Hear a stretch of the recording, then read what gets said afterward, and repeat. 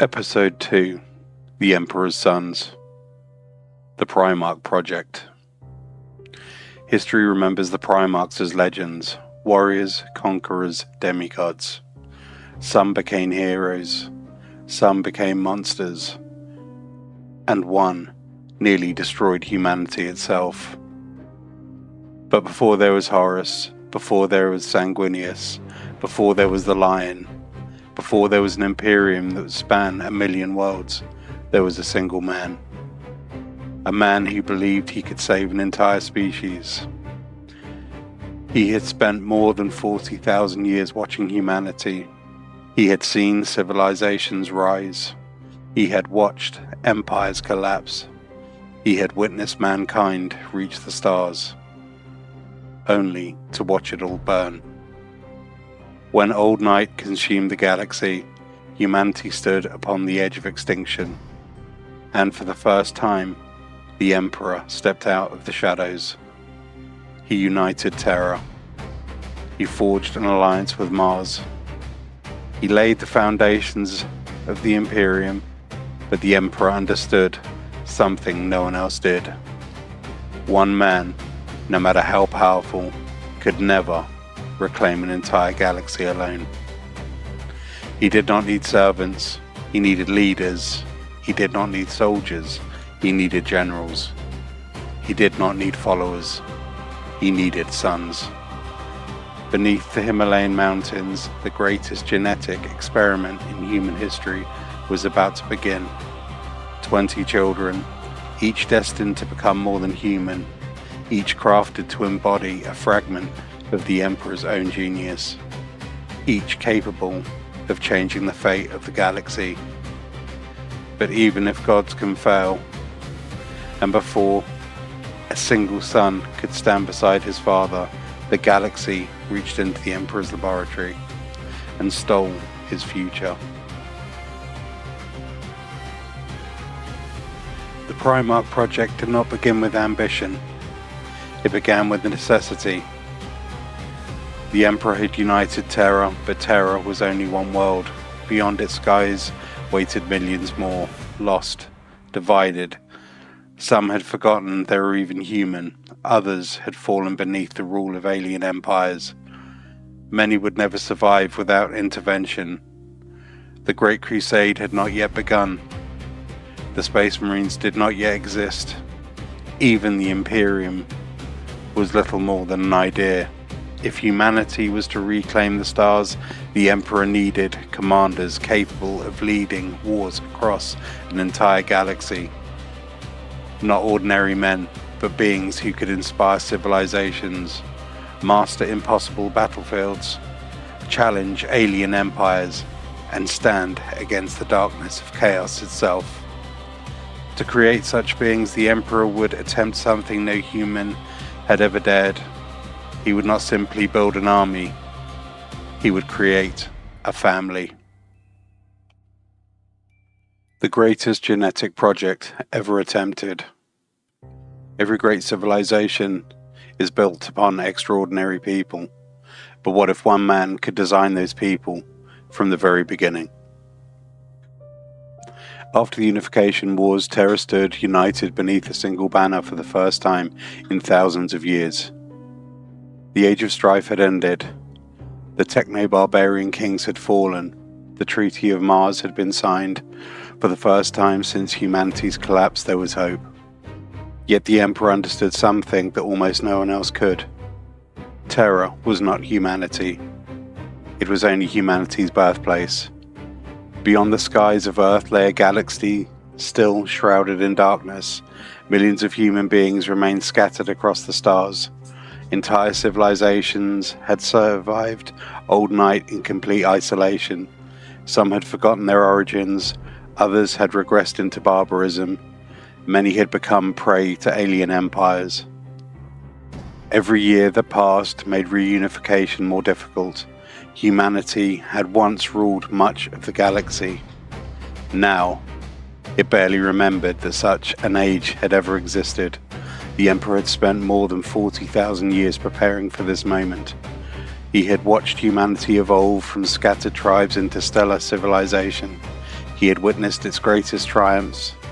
He had endured its greatest failures. He knew better than anyone what was required for mankind to survive. The answer was not simply stronger armies, nor larger fleets, nor more powerful weapons. Empires are not held together by armies alone. They are held together by leadership. A galaxy cannot be ruled by one man, not even an immortal. No matter how powerful the Emperor was, he could not personally command every fleet, govern every world, lead every campaign, or resolve every crisis. The galaxy was simply too vast. If humanity was to reclaim the stars, others would have to carry his vision. But not just anyone. The Emperor had watched ordinary rulers for thousands of years. Kings rose, kings fell. Empires flourished, empires collapsed. The pattern repeated endlessly. Too often leaders allowed pride to become tyranny, ambition to become corruption, victory to become complacency. History had taught the Emperor a painful lesson. Great civilizations often fail, not because of weak soldiers, but because of flawed leaders. He refused to allow humanity's future to rest upon chance. If history could not produce the leaders mankind needed, he would create them himself. More than generals. Many believe the Primarchs were designed simply to wage war. That is only part of the truth. Yes, each Primarch would become an unmatched warrior. Each possessed strength beyond imagination, speed beyond comprehensions, intelligence surpassing the greatest human minds. But military power alone was never the Emperor's goal. The Primarchs were intended to become the architects of humanity's future. Each would rule worlds, negotiate with civilizations, build governments, inspire loyalty, advance science, spread knowledge, and lead by example. The Great Crusade itself was only the beginning. Once humanity had been reunited, the Primarchs would govern the Imperium. Some would oversee industry, others exploration, others diplomacy, and others solely for defense. The Emperor envisioned an empire that could endure without his constant presence. His sons were meant to inherit that responsibility. In many ways, the Primarchs were never supposed to remain soldiers forever. They were meant to become the next stage of human civilization. A reflection of the Emperor. One question has echoed through Warhammer lore for decades. Why create 20 Primarchs? Why not 1 or 100? The answer lies within the Emperor himself. The Emperor was many things: a warrior, a scientist, a philosopher, a statesman, and a psychic like no one had ever seen before. No single individual could perfectly embody every one of those qualities, not even the Emperor. Instead, he divided aspects of his own genius across 20 creations. Each Primarch inherited different strengths, different talents, different ways of seeing the universe. Some excelled in strategy, others diplomacy. Some inspired unwavering loyalty, others embodied relentless determination, and some questioned everything. Others followed duty above all else. Together, they represented humanity's limitless potential. Individually, each represented only a part of the whole. Whether this division was intentional from the very beginning or simply the natural outcome of the Emperor's genetic mastery remains uncertain. But the result is undeniable. No two Primarchs were alike, and that diversity was their greatest strength. The hidden laboratory. Far beneath the Himalayan Mountains, hidden beneath layers of security unlike anything humanity had ever constructed, the Emperor began his work. The Imperial gene laboratories were unlike any scientific facility before or since. Ancient technologies recovered from the dark age of technology worked alongside innovations created by the Emperor himself. Machines whose purpose have long since been forgotten. Gene sequences capable of rewriting life itself. Arcane devices that blurred the line between science and something far stranger. Only a handful of individuals were permitted to enter these halls. The Emperor himself, his closest scientists, and one man who would become his greatest confidant, Malcador the Sigillite. Together they embarked upon the most ambitious biological undertaking in human history. This was not cloning, nor simple genetic engineering. The Primarch Project combined every discipline the Emperor had mastered across 40,000 years. Biology, medicine, psychology, cybernetics, alchemy, and powers drawn from the warp itself. Because despite all of his devotion to reason, even the Emperor understood one unavoidable truth. Science alone could not create the beings he envisioned. Something more would be required, something dangerous, something that would forever remain one of the most greatest mysteries in Warhammer lore. A father's dream. Modern readers often view the Primarchs through the lens of the Horus Heresy. Traitors, heroes, victims, and demigods. It is easy to forget that at the beginning, none of that had happened. The Emperor did not begin his project expecting betrayal. He envisioned a future where his son stood beside him, not beneath him, a future where humanity was united, where science replaced old superstition, where the horrors of old night would never return. Whether he truly loved the Primarchs as sons or regarded them as an essential instrument remains one of the most fiercely debated questions in Warhammer lore. The sources often disagree. Some portray genuine affection. Others reveal a ruler driven almost entirely by necessity. Perhaps both are true. For even the greatest of fathers can also be a ruler, and rulers are often forced to make impossible choices. Whether the Emperor felt his hopes rested upon the 20 unborn children, everything he had worked toward across 40,000 years now depended upon their success. Deep beneath the mountains of Terra, 20 incubation chambers slowly filled with life. Within each floated a child unlike anything humanity had ever seen. Each one perfect, each one extraordinary, each one destined to reshape the galaxy. The Emperor believed he was creating the future. He had no way of knowing that the forces of chaos were already watching. The Primarch Project had begun, and the greatest tragedy in human history was already in motion. The science behind the Primarchs.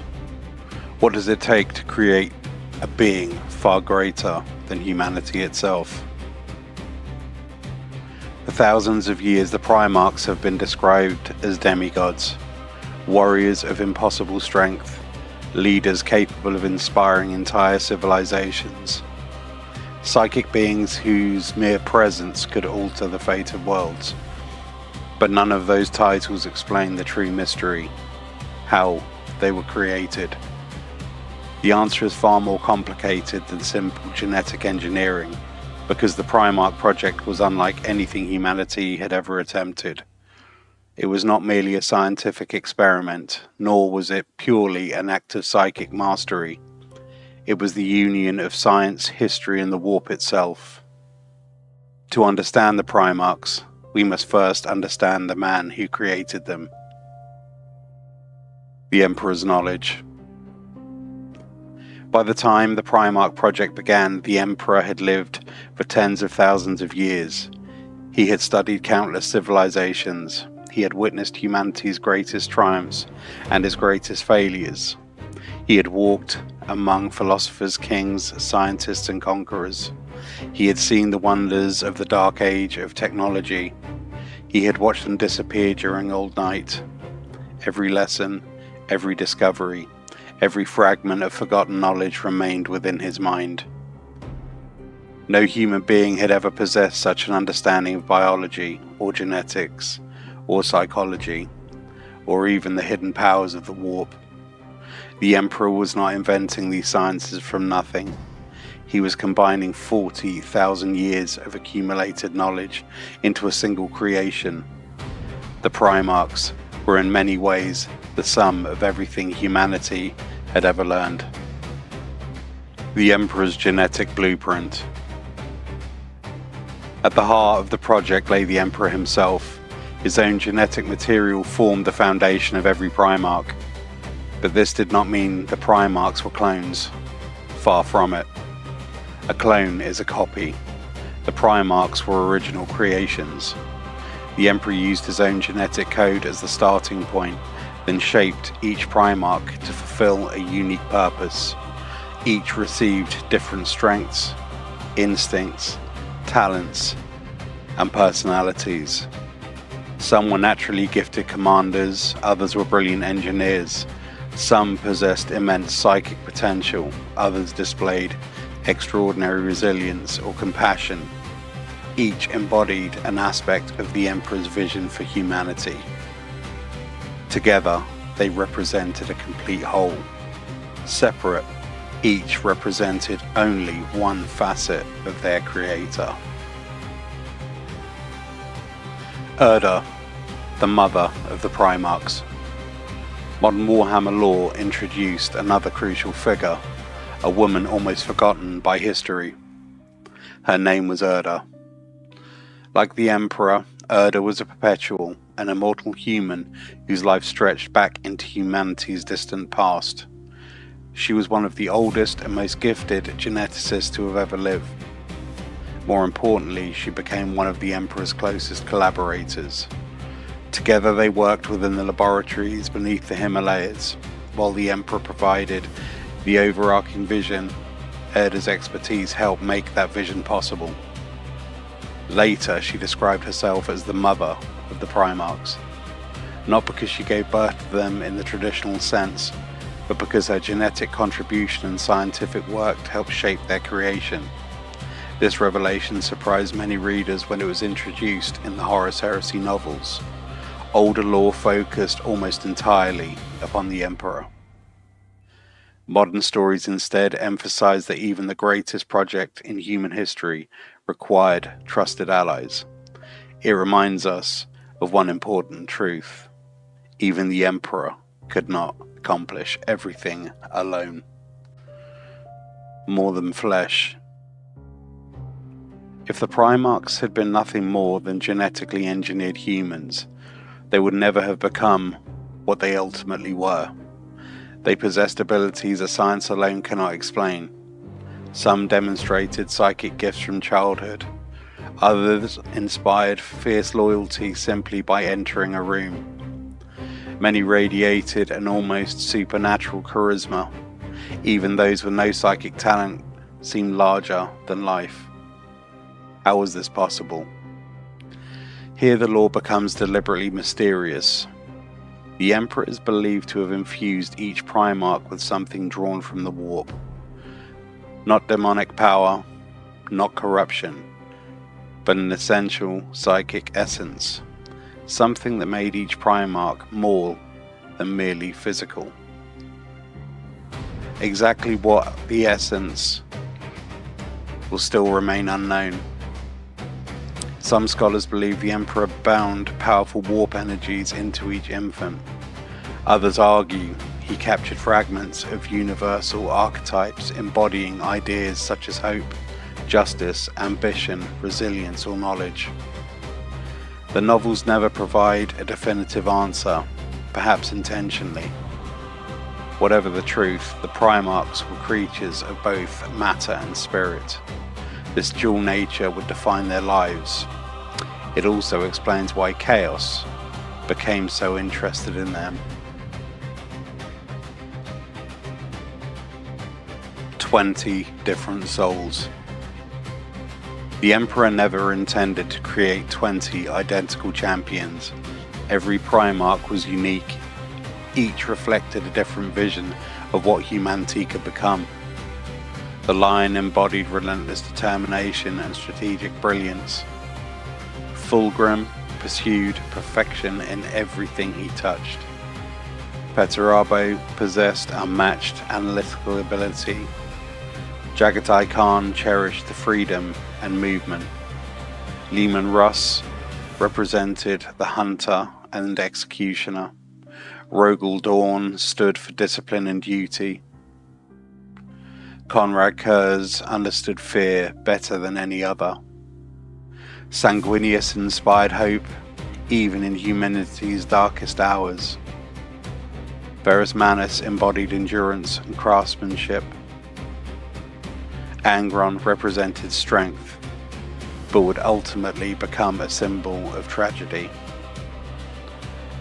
Robu Gulliman possessed extraordinary gifts of administration and empire building. Wartarian endured suffering that would have broken almost anyone else. Magnus carried psychic potential, rivaling the Emperor himself. Horus united people through the sheer force of personality. Lorgar sought meaning beyond material existence. Vulcan embodied compassion alongside the incredible resilience. Corvus Corax fought for justice from the shadows. Alfarius and Omegon would forever remain mysteries unto themselves, and then there were two more, the 2nd and the 11th. Their names erased, their histories forgotten. Even within the Imperium, a few remember they ever existed. Whether this silence was an act of mercy or punishment remains one of Warhammer's greatest unanswered questions. The secret beneath the Himalayas. The Emperor knew the project could never become public knowledge. The Primarchs represented humanity's future, but they also represented unimaginable danger. If they failed, the consequences would be catastrophic. The laboratories beneath the Himalayan Mountains became some of the most secure locations on Terra. Only a handful of individuals knew what was truly taking place. Even among those trusted to assist the project, few understood its full scope. The Emperor guarded his work carefully, not because he feared humanity, but because he feared something else, something watching beyond reality. The warp had remained unnaturally quiet, too quiet. The Emperor understood chaos better than any living human. He knew it. He waited and he watched. But whether the Chaos Gods fully understood what he was creating remains uncertain. For a brief moment, the Primarch Project advanced without interruption. The incubation chambers functioned perfectly. The children grew stronger. The future of humanity seemed secure. The Emperor had every reason to believe his greatest dream was becoming reality. Then, something changed. Far beyond the walls of the laboratory, beyond Terra, beyond the material universe itself, eyes turned towards the Himalayas. Ancient intelligences began to notice. The beings within the warp finally understood what the Emperor intended. If these 20 children survived, humanity might become something the Chaos Gods could never dominate, and that could not be allowed. The Primarchs had not yet taken their first breaths, yet already the greatest powers in existence had begun moving against them. The battle for humanity's future had begun long before the Great Crusade. It began here, in silence, within 20 glowing incubation chambers, as 4 ancient gods prepared to strike. The 20 Sons, the Emperor's vision for humanity. The Emperor did not create 20 identical warriors. He created 20 different answers to humanity's greatest challenges. 20. That exact number was no accident. The Emperor could have created one supreme commander. He could have created an army of identical superhumans. Instead, he chose 20 unique sons. And why? because no single person, even the Emperor himself, could embody every quality needed to rebuild the entire galaxy. The Primarchs were designed with a purpose, not merely a military purpose, a human purpose. Together they represented every strength the Emperor believed humanity needed to survive. Some would inspire, some would govern, some would build, some would destroy, some would question, others would obey. Individually they were extraordinary. Together they were meant to become the foundation of a new age. The first, the Lion, Lionel Johnson, the first Primarch. The Emperor envisioned the Lion as the perfect commander in uncertain times. Calm, methodical, patient. When impossible decisions had to be made, the Lion would make them. He was given exceptional strategic instincts and an almost instinctive understanding of warfare. His strength was certainty. His weakness would become secrecy. The Phoenix. Fulgrim. Where others sought victory, Fulgrim sought perfection. The Emperor intended him to prove that humanity should never stop improving itself. Art, science, culture, craftsmanship, leadership, everything could become greater, but perfection has a dangerous shadow. When nothing is ever good enough, the pursuit of perfection can become obsession. The Builder, Perturabo. Many remember him as a bitter siege master, but that was never the Emperor's original intention. Perturabo was created to build cities, fortresses, infrastructure, civilization. His mind could solve engineering problems that would overwhelm entire teams of scientists. He was the architect of impossible dreams, but when builders are appreciated only for the wars they fight, resentment begins to grow. Freedom. Jagatai Khan. Speed, exploration and discovery. The Khan represented humanity's need to remain free. Empires require structure, but they also require curiosity. The Emperor intended Khan to push beyond known frontiers, to remind humanity that the galaxy was meant to be explored, not merely conquered. The Executioner. Leman Russ. Many believe Russ existed to simply wage war. The truth was more complicated. Russ was the Emperor's final judgment. When diplomacy failed, when reason failed, when all other options had been exhausted, Russ would act. His loyalty was absolute, his ferocity unmatched. Yet beneath the savage reputation was remarkable intelligence. The wolf knew exactly when to bare his teeth. The Praetorian. Rogel Dawn. Duty, discipline, responsibility. The Emperor trusted Dawn to protect what others built. His genius lay not in conquest, but in preservation. The Imperium would need defenders every bit as much as conquerors. No fortress would stand stronger than one built by Dawn. Fear. Conrad Kurz. Perhaps no Primarch better demonstrates how intention and reality can diverge. Kurz possessed terrifying visions of possible futures. He understood fear more deeply than anyone. Perhaps the Emperor hoped Kurz would understand criminals well enough to prevent crime. Instead, fear became both his weapon and his prison. Hope. Sanguinius. Even before his wings emerged, Sanguinius embodied hope, compassion, mercy, and sacrifice. Where many Primarchs inspired obedience, Sanguinius inspired love. Soldiers fought harder simply because he believed in them. The Emperor may have seen in Sanguinius the very best qualities humanity could achieve, which makes his eventual fate all the more tragic. Iron. Ferrus Manus. Strength through labor. Strength through discipline. Strength through creation. Ferrus valued hard work above all else. He respected skill more than status. His legion would become master craftsmen because their father believed excellence should always be earned. The tragedy. Angron. You Primarchs raise more questions than Angron. Was he always intended to embody righteous fury, compassion for the oppressed, the courage to stand against tyranny? Modern law suggests that Angron possessed extraordinary empathy before the butcher's nails were forced into his mind. If true, then perhaps no Primarch has changed more by circumstance. He was not born a monster. History made him one. The statesman, Robert Guilliman.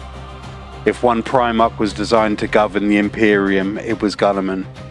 His military brilliance was unquestionable, but his true gift lay elsewhere. Administration, economics, law, logistics. The Emperor did not merely need worlds conquered, he needed them functioning. No Primarch understood that better than Guilliman. Endurance, Mortarian. Humanity always faced hardship, disease, war, loss. Mortarian represented endurance, the refusal to surrender, the determination to keep moving forward regardless of suffering. Ironically, that same resilience would later become the path through which chaos claimed him. The Crimson King, Magnus the Red, perhaps the most gifted psyker ever created, second only to the Emperor himself. Magnus represented knowledge, curiosity, discovery. The Emperor believed humanity's psychic evolution could become its greatest strength. Magnus was intended to guide that future. Instead, his immense power would become one of the greatest sources of tragedy in Imperial history. The favoured son, Horus Lupercal. The Emperor needed more than warriors. He needed a unifier, someone capable of bringing together vastly different cultures, different armies, different personalities. Horus possessed charisma unlike any of his brothers. People wanted to follow him. That gift would one day make him War Master. It would also make him the greatest threat humanity had ever faced. Faith. Lorgar. Many misunderstand Lorgar. He was not created to found religions. The Emperor despised superstition. Lorgar instead sought meaning, purpose, truth. He believed humanity needed something greater than itself. That search would ultimately lead him toward the very forces the Emperor feared most. Compassion.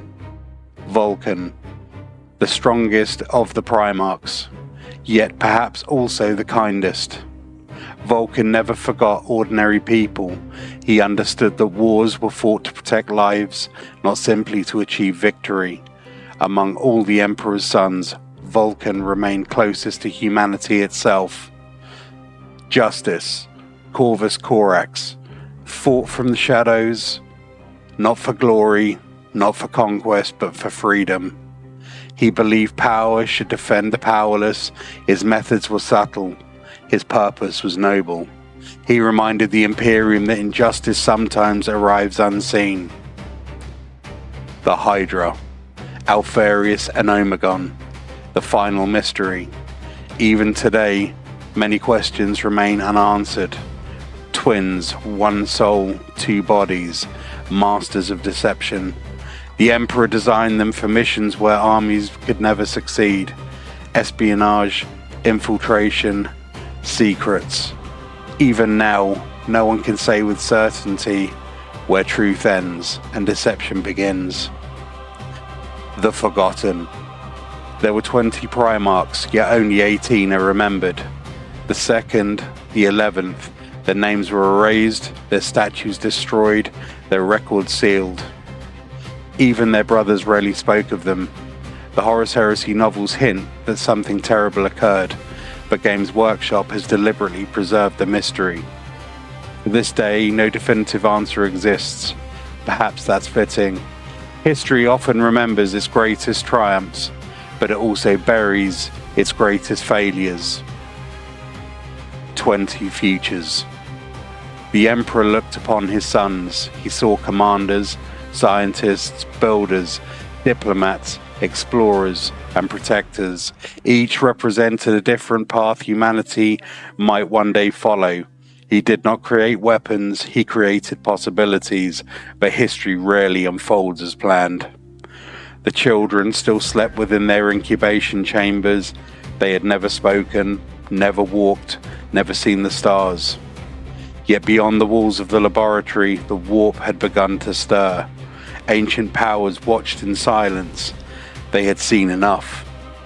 If these 20 children lived, the balance of the galaxy might change forever, and so the Chaos Gods prepared to strike.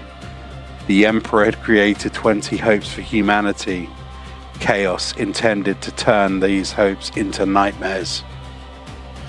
The minds behind the Primarch Project, the scientists who helped shape the Emperor's greatest creation. History remembers the Emperor, it remembers the Primarchs, but few remember the brilliant minds who stood between them. When people speak of the Primarch Project, they often imagine the Emperor working alone, a solitary genius creating 20 demigods through sheer force of intellect. It is a powerful image, but it's not entirely true. The Primarch Project was one of the most ambitious scientific undertakings in human history, even for the Emperor. Such a task required trusted allies, hidden beneath the Himalayan Mountains within laboratories sealed from the rest of Terra. A small group of extraordinary individuals worked beside him. Some were immortal, some were scientists, some were visionaries. Others would eventually come to regret everything they had helped create. Without them, the Primarchs might never existed. Erda, the mother of the Primarchs. Among all those involved, one name stands above the rest, Erda. For thousands of years, almost nothing was known about her. Then, during the Horus Heresy novels, modern lore revealed a remarkable truth. Erda was a perpetual. Like the Emperor, she possessed extraordinary longevity. She had lived through countless eras of human history. She witnessed the rise of civilizations and their collapse. She was not merely an assistant, nor simply a scientist. She was one of the Emperor's oldest companions, perhaps even one of the very few people capable of speaking to him as an equal. Her understanding of genetics rivaled anything humanity had ever achieved. If the Emperor conceived a vision, Erda helped transform that vision into reality. She later described herself as the Primarch's mother, not through natural birth, but because fragments of her own genetic material became part of the project. She helped nurture their development. She watched them grow inside their incubation chambers. To Erda, they were never simply experiments, they were children. This difference in perspective would eventually become one of the greatest points of conflict between her and the Emperor. Where the Emperor often viewed the Primarchs through the lens of duty, Erda increasingly saw them as sons deserving freedom. That disagreement could change history forever. Astartes, the architect of the Space Marines. Another remarkable figure stood within the Emperor's laboratories. Astartes. Many fans recognize her name immediately, because every Space Marine owes that name a silent tribute, the Adeptus Astartes. The Emperor's Space Marines are named after her. Astartes was among the greatest genetic engineers of her age. While the Primarch Project remained the Emperor's primary focus, she devoted herself to solving another challenge. How could humanity create armies capable of conquering the galaxy? The answer would eventually become the Legionnaires Astartes, the first Space Marines. Although later events drove Astartes into conflict with aspects of the project she had helped create, her scientific brilliance became one of the foundations upon which the Imperium was built. It is also one of history's greatest ironies. Millions of Space Marines carry her name, yet almost none know who she truly was. Malcador the Sigillite. the Emperor's closest friend. Not every contributor wore a laboratory coat. Some provided something even more valuable: wisdom. No individual stood closer to the Emperor than Malcador the Sigillite. He was not simply an administrator, nor merely an advisor. He was the Emperor's confidant. The one man trusted with secrets that would remain hidden from almost everyone else. Malcador understood the Primarch Project. He understood its purpose, its risks, its necessity. While the Emperor focused upon creating humanity's future, Malcador quietly ensured that the future could survive politically. Many historians believe that without Malcador, the Imperium itself might never have endured long enough for the Great Crusade to begin. The Genesmiths of Terra. Around these legendary figures work dozens of specialists. Most history has forgotten their names: geneticists, cybernetic engineers, biologists, chemists, and medical researchers, experts whose knowledge represented the final remnants of humanity's lost golden age. Together, they maintain machinery unlike anything seen before or since: artificial wombs, genetic sequencing engines, dark age bioforges, life support systems capable of sustaining developing Primarchs. Every day, thousands of tiny adjustments were made, every strand of DNA carefully monitored, every biological response recorded, every improvement tested. The laboratories beneath the Himalayas were not factories, they were cathedrals of science. Places where humanity attempted to reshape evolution itself.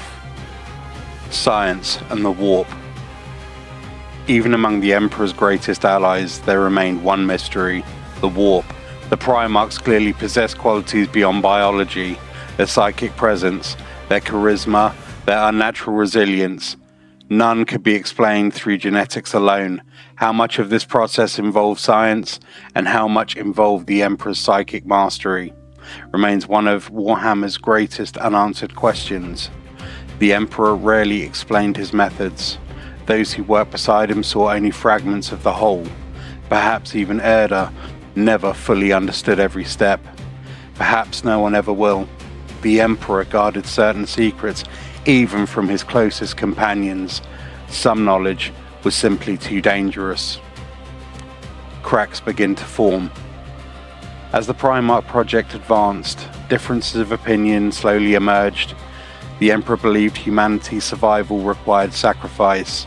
Every difficult decision served a greater purpose. Erda began seeing things differently. She looked upon the growing Primarchs. She watched them developing within their incubation capsules. She imagined the lives they might one day live.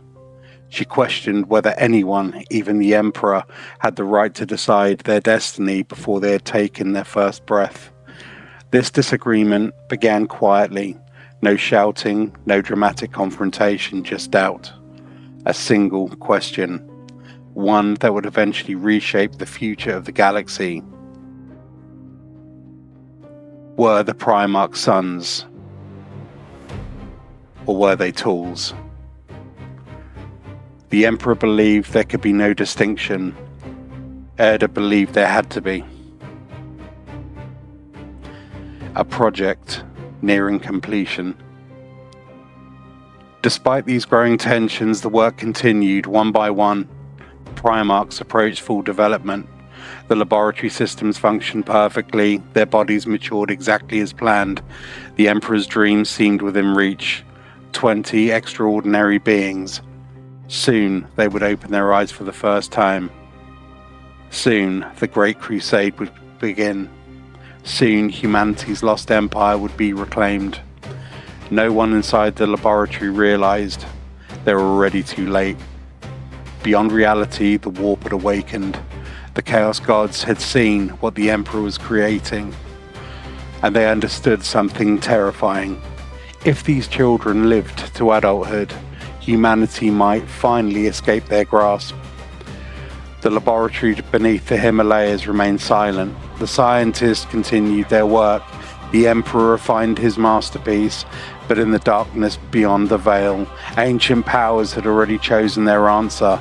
The Primarchs would never grow to adulthood on Terra, because chaos was coming, and history was about to change forever. When chaos looked toward Terra, the gods discovered the Primarch Project. Some events echo across the galaxy, others echo across eternity. The Primarch Project did both. Deep beneath the Himalayan Mountains, the Emperor believed his greatest work remained hidden. The laboratories were amongst the most secure places on Terra, protected by layers of technology recovered from the Dark Age, shielded by psychic wards unlike anything humanity had ever created. Only a handful of trusted individuals knew what lay inside. 20 incubation chambers, 20 unborn sons, 20 futures waiting to awaken. To those within the laboratory, the project seemed safe. The Emperor had hidden it from rival kingdoms, from hostile factions, from spies and assassins, but there was one enemy he could never completely hide from: the warp. A war beyond reality. To understand what happened next, we must understand the nature of chaos. The Chaos Gods are not kings ruling distant kingdoms. They are not ancient beings sitting upon thrones. They are vast intelligences born from the emotions of countless living minds. Every act of rage strengthens Khorne. Every desperate ambition feeds Tzeentch. Every despair and surrender nourishes Nurgle. Every excess and obsession empowers Slaanesh. They exist outside ordinary time. Within the warp, past, present, and future blur together. To human minds, events unfold one after another. To chaos, reality is less predictable. The novels deliberately leave many details unexplained, whether the Chaos Gods learned of the Primarch Project through psychic vision, through the warp itself, or because they simply sensed a new force capable of threatening them. This remains uncertain. But one fact appears undeniable. Eventually, they noticed a threat unlike any before. Why did the Primarchs concern the Chaos Gods so deeply? After all, the Emperor already existed. He was already the most powerful human psyker in history. Why would 20 children matter? Because the Emperor was only one man. The Primarchs represented multiplication. Imagine 20 beings capable of inspiring entire civilizations, 20 generals leading hundreds of thousands of space marines, 20 rulers rebuilding humanity across the stars, 20 figures capable of resisting chaos instead of feeding it. If the Emperor succeeded, humanity might finally unite. A united humanity would produce fewer wars, less fear, less division, fewer opportunities for chaos to exploit. For the first time in millions of years, the future itself seemed uncertain. The Emperor was attempting something the Chaos Gods could not ignore. He was creating leaders capable of changing the destiny of an entire species. The Great Game pauses. Chaos is not always united, far from it. The four Chaos Gods wage an endless struggle against one another. Khorne despises Tzeentch.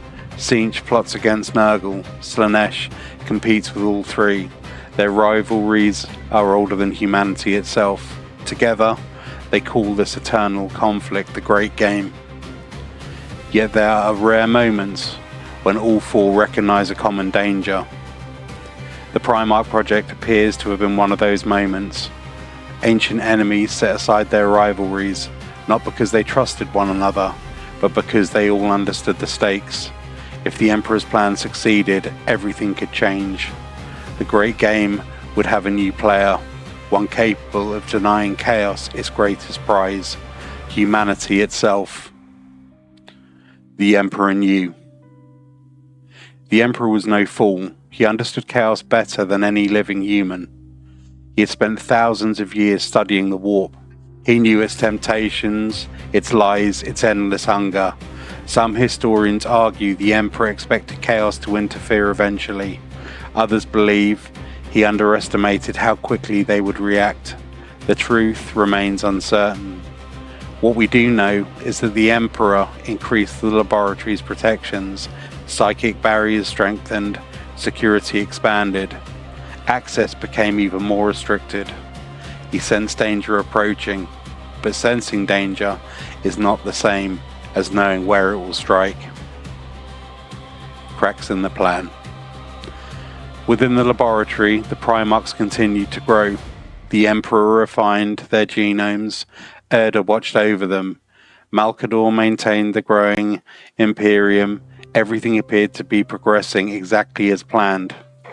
Yet outside the laboratory, events were already unfolding. The warp grew restless. Psychers across Terra reported strange dreams.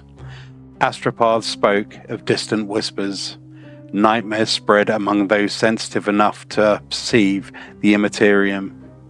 Most dismissed these warnings. The Emperor did not. He knew something was coming. He simply did not know when or how. The hidden debate. Modern Warhammer lore adds another layer to this story. According to Erda's own account in the Horus Heresy novels, she increasingly feared the future awaiting the Primarchs. She believed the Emperor intended to shape every aspect of their lives, to determine their purpose before they had any opportunity to choose it for themselves. Whether she was right remains fiercely debated. The Emperor believed absolute unity was humanity's only chance of survival. Erda believed even perfect intentions could become a form of imprisonment. This disagreement remained hidden, quiet and unspoken, but history often turns upon private conversations rather than public battles. Whatever happened in those final days, trust had begun to fracture. The calm before the storm. For one brief moment, everything stood perfectly balanced. The Primarchs were almost ready. The Imperium was growing stronger. Mars stood beside Terra. The Thunder Warriors had fulfilled their purpose. The Legionnaires of Astartes were beginning to take shape. The Emperor believed the Great Crusade was within reach. Then, reality itself trembled. Not Terra, not within the laboratory, but beyond existence. The warp roared. Ancient powers moved. The psychic barriers surrounding the gene laboratory shuddered. Warning systems awakened, alarms echoed beneath the mountains. The Emperor looked towards the incubation chambers. For the first time, he realized danger was no longer approaching. It had arrived. The battle for the Primarchs had begun. The moment before history changed. Everything that followed, the Great Crusade, the Horus Heresy, the Siege of Terra, the Golden Throne, can all be traced to the next few moments. 20 children slept peacefully, unaware that gods and an immortal father were about to fight over their future. No armies would clash, no fleets would fire, no worlds would burn, not yet. The first battle of the Horus Heresy had not been fought with bolters or chainswords. It began in silence, within a hidden laboratory beneath the Himalayas, as the Chaos Gods reached through the warp towards 20 unborn sons, and the Emperor prepared to defend the future of mankind. The Scattering. The night the Emperor lost his sons. Every empire has a single moment where history changes forever. For the Imperium of Man, that moment came before it was ever truly born. There are a few events in Warhammer history as important or mysterious as the scattering of Primarchs. It lasted only moments. No great armies fought, no planets exploded, no fleets clashed in orbit. Yet in those terrible few minutes, the future of humanity was changed forever. Every triumph of the Great Crusade, every betrayal of the Horus Heresy, every sacrifice made during the Siege of Terra can be traced back to one laboratory beneath the Himalayan Mountains. A perfect dream. The Primarch Project was nearly complete. 20 incubation capsules stood in silence. Within each floated a child unlike anything the galaxy had ever seen. Their bodies had developed exactly as intended. Their minds were forming. Their genetic structures had stabilized. The Emperor believed his greatest work was almost finished. For the first time in thousands of years, he allowed himself to imagine the future. 20 sons, 20 generals, 20 leaders who would help reunite humanity. Together, they would reclaim the stars. The dream was almost within his grasp. Then the impossible happened. A storm beyond reality. Deep within the warp, something moved. Not a fleet, not an army. A psychic force beyond human comprehension. Across Terra, sensitive psychers cried out in terror. Astartes collapsed, animals panicked. The Imperium erupted into violent turmoil. Within the Imperial gene laboratories, ancient warning systems activated. Psychic wards blazed with brilliant light. Runes carved into forgotten machines began to burn. The Emperor felt it immediately. A presence. No, several presences. Watching, pressing against the barriers between reality and the warp. The Chaos Gods had come, not in physical form, but through an assault upon reality itself. The breach. The laboratory shook. Walls cracked beneath impossible pressure. Machines screamed as warp energy poured against the Emperor's defenses. Golden psychic barriers flared to life. For a moment they held. The Emperor unleashed psychic power unlike anything Terra had witnessed. Brilliant light flooded the chambers. The pressure eased, then returned with even greater force. Reality itself began to tear. The warp was no longer merely outside the laboratory. It was forcing its way in. The incubation chambers trembled. Life support systems failed. Alarms echoed through the mountain. Scientists fled. Others desperately tried to stabilize the collapsing systems. Malkador raced towards the central chamber. The Emperor stood alone before the capsules, holding back an assault from 4 gods. Erda's choice. Here the story becomes complicated. For many years, Warhammer lore simply described the scattering as an attack by chaos. Then the Horus Heresy novel Saturine introduced another perspective. According to Erda herself, she played a role. She claimed that she activated ancient systems within the laboratory, not to destroy the Primarchs, but to save them. Erda believed the Emperor intended to shape every aspect of their lives, to decide their final destinies before they could choose for themselves. She feared they would become instruments of endless war, so she acted. Her hope was that the children would survive, grow naturally, choose their own paths. Whether every detail of Erda's account is true remains uncertain. Warhammer often presents history through unreliable witnesses. What is beyond dispute is the result. Something opened the way, chaos seized the opportunity, and events spiraled beyond anyone's control. The theft of the Primarchs. The warp breached the laboratory, reality collapsed into impossible colors, time fractured. The incubation capsules tore free from their restraints. One by one, the Primarchs were pulled into the storm. The Emperor reached out with immense psychic power. Some accounts describe him fighting desperately against the currents of the warp. Others simply state that even he could not halt what had begun. The capsules vanished, not destroyed, not consumed, but taken. Each child held through the Imperium, each carried toward an unknown destination across the galaxy. 20 worlds awaited. Worlds that had never heard the Emperor's name. Worlds that would shape the lives of his sons forever. 20 new homes. The warp scattered the Primarchs across the stars. Some landed upon worlds of honor, others upon worlds of unimaginable cruelty.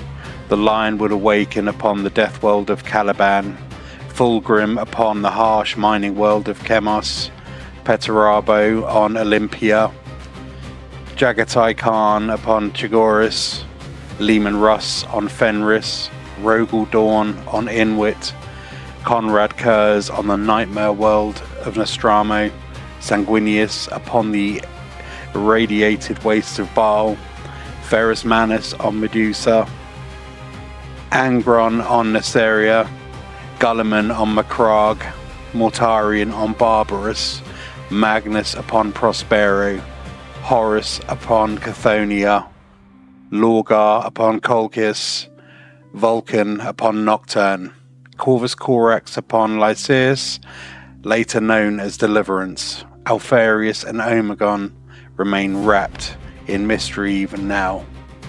And somewhere the forgotten 2nd and 11th Primarchs also began lives that history would one day erase. Each world would shape its Primarch, each Primarch would shape his legion, and together they would shape the destiny of mankind. Silence. Then it was over. The warp withdrew. The laboratory fell silent. Smoke drifted through the shattered halls. Machines lay broken. Psychic wards faded. The incubation chambers stood empty. 20 capsules, 20 absences. The Emperor remained motionless.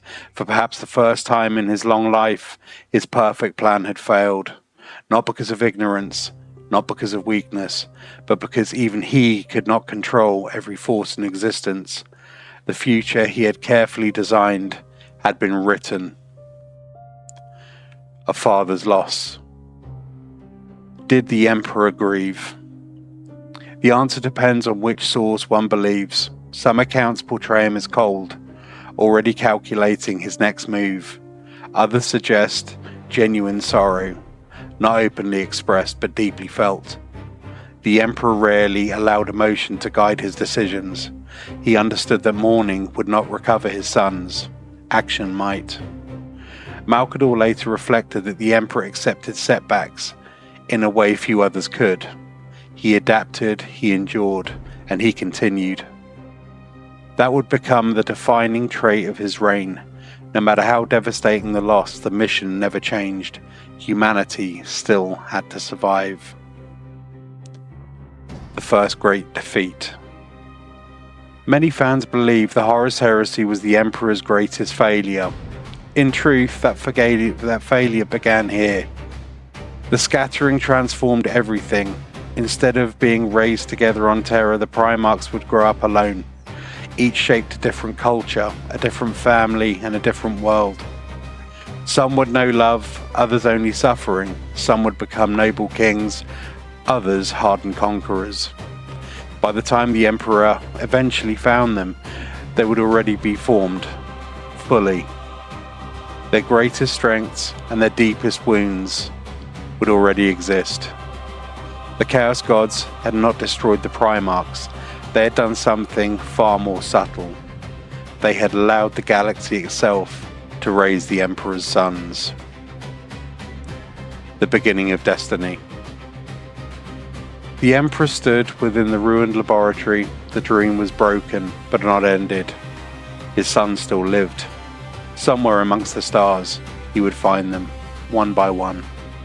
No matter how long it took, no matter how many worlds he had to cross, no matter what stood in his way, the Great Crusade would still happen. The Imperium would still rise, the Primarchs would still stand beside their father, but they would no longer be the sons he had intended to raise. They would become the sons the galaxy had created. And the galaxy is never a gentle parent. The scattering was over. The search was about to begin. The Emperor's greatest failure, picking up the pieces. The measure of a leader is not whether he fails, but whether he can continue after losing everything he worked to create. When the last echoes of the warp faded, silence returned to the laboratories beneath the Himalayan Mountains. The alarms ceased, the psychic wards dimmed. The brilliant machinery that had sustained the Primarch Project slowly powered down. 20 incubation chambers remained, but they were empty. The greatest scientific achievement in human history had vanished. Many would later call this one of the Emperor's greatest defeats, not because the Primarchs had died, but because the future he had so carefully planned had been stolen from him. The sons he had intended to guide would now grow up beyond his reach. For the first time in millennia, the Emperor faced a future he could not fully predict. Did the Emperor grieve? This question has divided Warhammer fans for decades. Did the Emperor truly love the Primarchs? Or were they simply tools created to complete his grand design? The answer is not simple. Throughout the Horus Heresy novels, different characters remember the Emperor in different ways. Some describe him as distant, others speak of warmth. Some recall a father, others recall only a ruler. This contradiction is not an accident. The Emperor often appeared differently depending on who looked upon him. Some perceived a king, a warrior, a wise old man. Some saw the perfect father they longed for. Even his personality is filtered through perception. What is undeniable is that he did not abandon the Primarch Project. He did not destroy his records. He did not begin again. He chose instead to recover what had been lost. That decision alone tells us something important. The Primarch still mattered. Malcador speaks. If anyone truly understood the Emperor, it was Malcador the Sigillite. His oldest friend, his closest advisor, his greatest confidant. While others questioned the future, Malcador remained focused. He understood the stakes. Humanity still stood upon the edge of extinction. Old Night had ended, but the galaxy remained fractured. Alien empires continued to rule human worlds. Warp storms still scarred the stars. Chaos remained a constant threat. The Imperium could not simply wait for the Primarchs to return. Time had become the Emperor's greatest enemy. Together, the Emperor and Malcador reached a different conclusion. The mission would continue, even without the Primarchs. A new plan. The Emperor had always been prepared for uncertainty. His plans rarely depended upon a single outcome. If the Primarchs could not lead the first stage of humanity's reunification, then another force would. Hidden beneath Terra, a second project was already nearing completion. The Legionnaires Astartes, the Space Marines. Many believe the Space Marines were created after the scattering. In truth, development had already begun. But without the Primarchs, the Astartes suddenly became far more important. Using the genetic breakthroughs achieved during the Primarch Project, the Emperor and his scientists created warriors unlike anything humanity had ever fielded. Not as powerful as Primarchs, but vastly superior to ordinary humans. Faster, stronger, more resilient, capable of surviving battles that would annihilate conventional armies. The dream had changed. Instead of 20 commanders leading humanity, thousands of superhuman warriors would prepare the way. The end of the Thunder Warriors. As one age ended, another quietly began. The Thunder Warriors had fulfilled their purpose.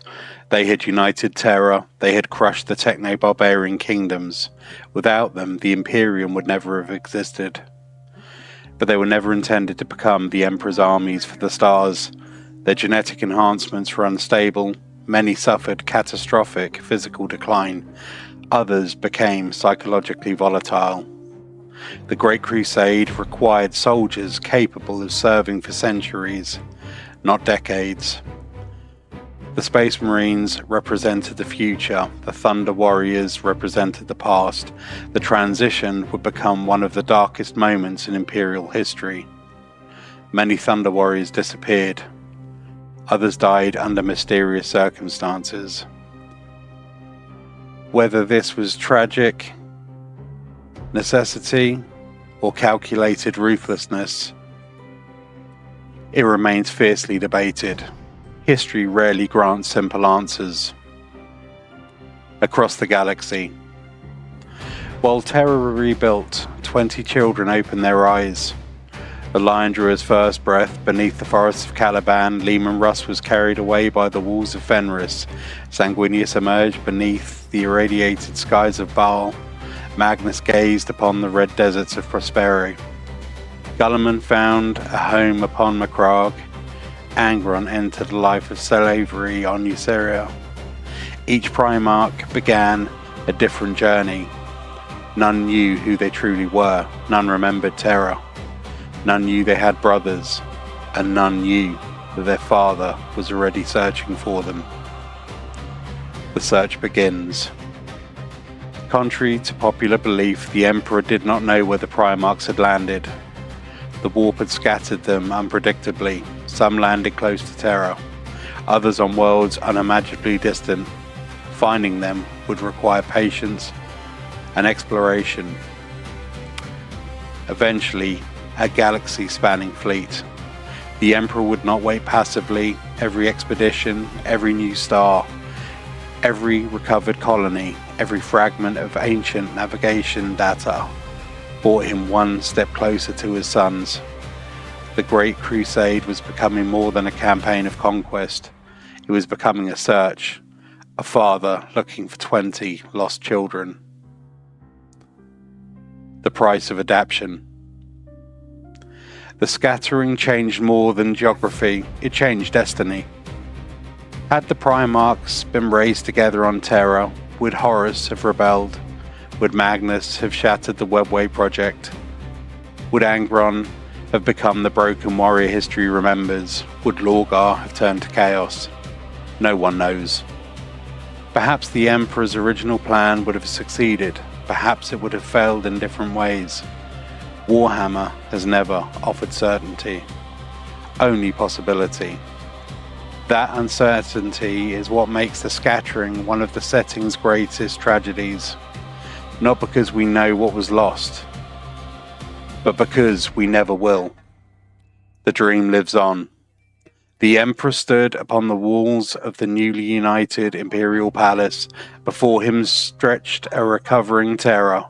Behind him, the laboratories where his greatest dream had been torn apart.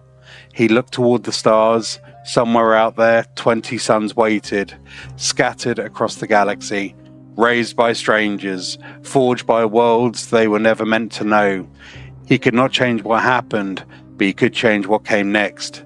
The Imperium would build its fleets, Mars would forge its weapons, the Legionnaires of Astartes would prepare for war, and one day the Emperor would leave Terra, not simply to conquer the galaxy, but to bring his family home.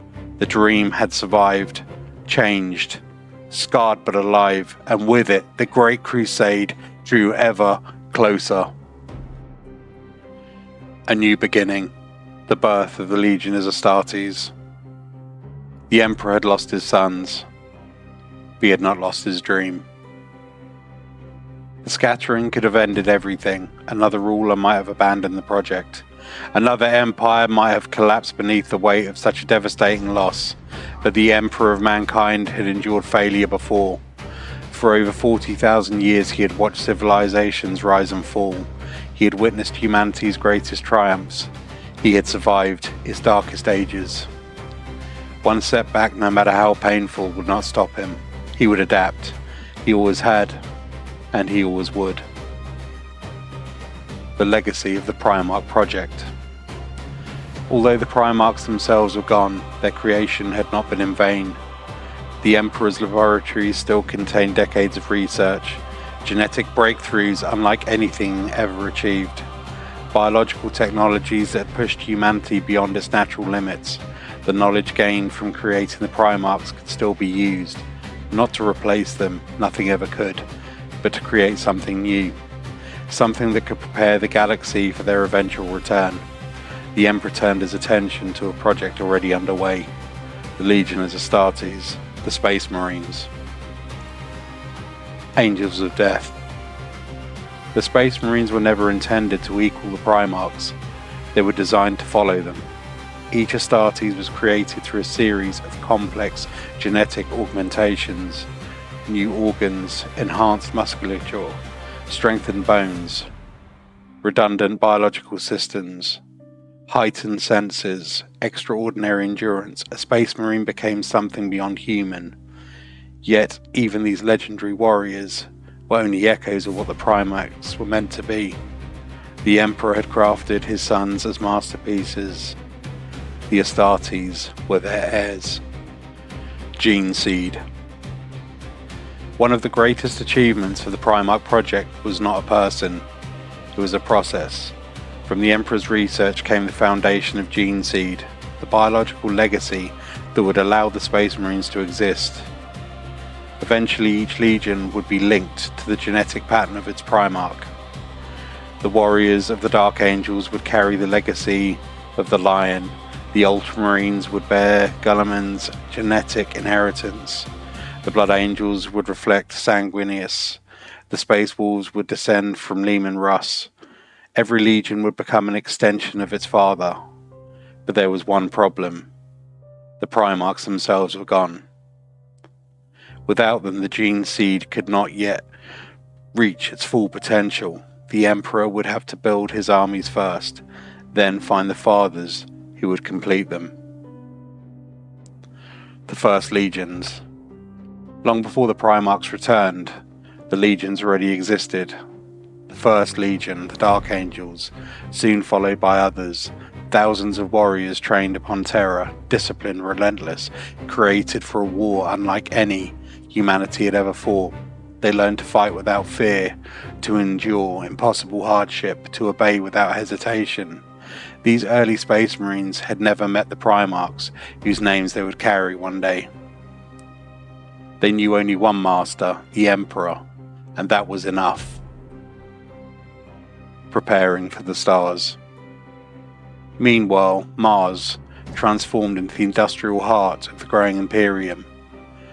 The Mechanicum constructed warships on a scale unseen since the Dark Age of technology. Ancient standard template constructs were recovered and restored. Titan legions marched once more. Weapons beyond imaginations rolled from the Forge Worlds. The Imperial army expanded. Navigator houses prepared new routes through the warp. Across Terra, an entire civilization prepared for something extraordinary. Not simply war, a reunion. The Emperor intended to reclaim every lost human world, every forgotten colony, every isolated civilization. Some would welcome him, others would resist. But every step into the galaxy also increased the chance of finding his sons. 20 worlds. As the Imperium prepared, the Primarchs grew. The Lion survived among the monstrous beasts of Caliban. Fulgrim learned perseverance on the dying world of Chemos. Perturabo solved impossible problems on Olympia. Jagatai Khan mastered the endless plains of Chagoris. Leman Russ hunted beneath the frozen skies of Fenris. Rogel Dawn ruled the fortress world of Inwit. Conrad Kurz wandered the nightmare streets of Nostramo. Sanguinius inspired hope among the irradiated tribes of Baal. Ferrus Manus forged himself upon Medusa. Angron fought as a slave upon Nyceria. Robu Gulliman learned statecraft on Macragge. Voltaren endured the poison mists of Barbarus. Magnus explored forbidden knowledge upon Prospero. Horus survived the brutal gangs of Chthoniya. Lorgar searched for spiritual truth upon Colchis. Vulcan became the protector of Nocturne. Corvus Corax dreamed of freedom upon Lycaeus.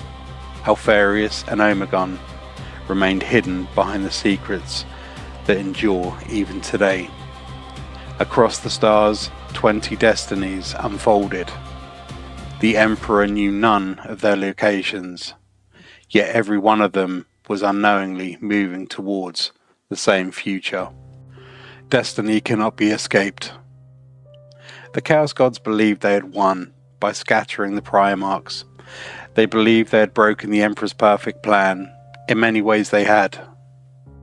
The sons would never share a childhood, never grow together, never truly understand one another. The seeds of future conflict had already been planted, but Chaos had overlooked one thing: the Emperor's determination. He would not abandon his children. He would cross the galaxy if necessary. He would search every star, every forgotten colony, every lost civilization. He would find them one by one, and together they would begin the greatest campaign in human history. History remembers a Great Crusade as an age of conquest, an era where the Imperium reclaimed the stars. But before it became a war, it was something far more personal. It was a father's search. Across an unimaginably vast galaxy, 20 extraordinary children had grown into kings, warriors, scholars, builders, and legends. Each believed himself alone. None knew they had brothers. None knew an empire was rising in their name. And none knew that Golden Fleet was already coming for them. The Emperor looked towards the heavens. Somewhere beyond the darkness, his sons were waiting. The dream had survived. Now, the search would begin.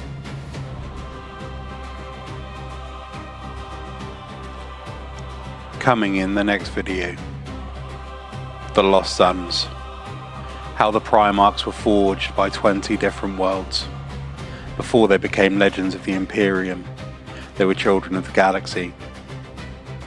In the next chapter, we will follow the Primarchs through their extraordinary childhoods, exploring how the worlds that had raised them shaped them into the men that they would become, and how those early lives sowed the seeds of both the Imperium's greatest triumphs and its ultimate tragedy. Please give a like and subscribe.